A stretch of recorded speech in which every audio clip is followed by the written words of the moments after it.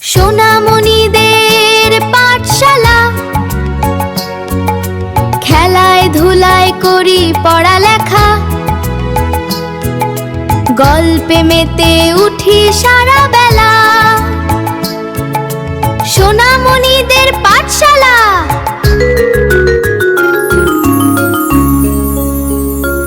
এক বিশাল বনে অনেক পশু পাখি মিলেমিশে থাকত। তাদের মধ্যে একটি খরগোশ ছিল খুব চঞ্চল। সে সারাদিন বনে দৌড়াদৌড়ি করতে আর গাজর খেতে ভালোবাসত। কিন্তু তার একটা সমস্যা ছিল, সে পড়াশোনা একদম পছন্দ করত না।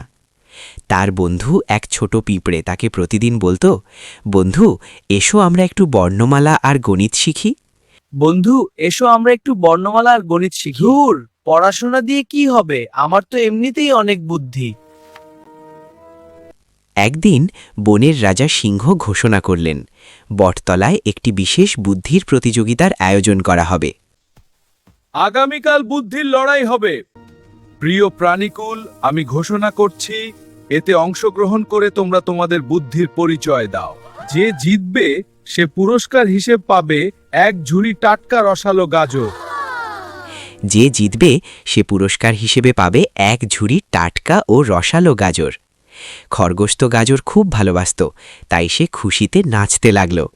পিঁপড়ে তাকে মনে করিয়ে দিল, বন্ধু এখনো সময় আছে, একটু পড়াশোনা করে নাও। বন্ধু এখনো সময় আছে, একটু পড়াশোনা করে নাও, রাজা কিন্তু কঠিন ধাঁধা দেবেন। খরগোশ পাত্তাই দিল না। গাজর তো আমিই পাবো, আমি সবচাইতে বুদ্ধিমান। প্রতিযোগিতার দিন বনের সব পশু হাজির। এক মাকড়সা খরগোশের সামনে একটি কাগজ ধরল। সেখানে একটি সহজ অঙ্ক লেখা ছিল। 5টি অ্যাপেল থেকে 3টি নিয়ে নিলে কয়টি থাকে? খরগোশ কোনোদিন বিয়োগ করা শেখেনি। সে আঙুল গুনে ভুল করে চিৎকার করে বলল, পুরো 8টি থাকবে।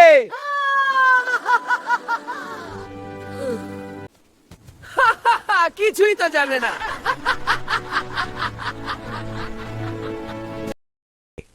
সবাই হো হো করে হেসে উঠল। পিঁপড়ে পাশ থেকে ফিসফিস করে বলল, না বন্ধু, উত্তর হবে 2। না বন্ধু, এটা তো বিয়োগ হবে, 5 থেকে 3 চলে গেলে 2 থাকে। খরগোশ খুব লজ্জা পেল। রাজা সিংহ এবার বললেন, সামনে 2টি বাক্স আছে, একটিতে গাজর আছে, অন্যটিতে পাথর। বাক্সের ওপর লেখা দেখে বুঝে নাও কোনটিতে কি আছে। পড়ে দেখো কোন বক্সে গাজর আছে। খরগোশ দেখল প্রথম বাক্সে লেখা বিপদ আর দ্বিতীয় বাক্সে লেখা গাজর। কিন্তু খরগোশ তো পড়তে জানে না। সে ভাবল প্রথম বাক্সটি বেশি সুন্দর, নিশ্চয়ই এতেই গাজর আছে। এই বক্সটি সুন্দর, এতে নিশ্চয় গাজর আছে। সে লাফ দিয়ে গিয়ে বিপদ লেখা বাক্সটি খুলল, আর অমনি তার ওপর হুড়মুড় করে এক গাদা পাথর আর ধুলো পড়ল। অন্যদিকে পিঁপড়ে শান্তভাবে লেখাগুলো পড়ল এবং সঠিক বাক্সটি খুলে এক ঝুড়ি মিষ্টি গাজর জিতে নিল। খরগোশ ধুলোমাখা অবস্থায় মন খারাপ করে বসেছিল। এখানেই তো গাজর আছে, দেখো এই যে।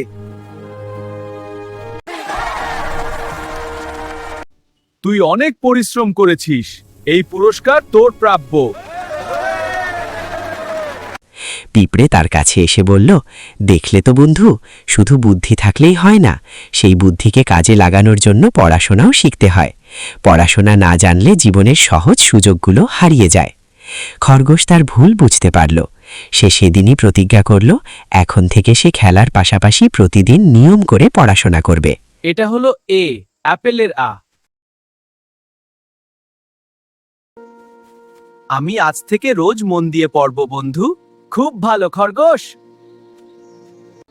পড়ালেখা না করার ফল মূর্খতা আর বিপদ। পড়ালেখা হলো জ্ঞানের আলো।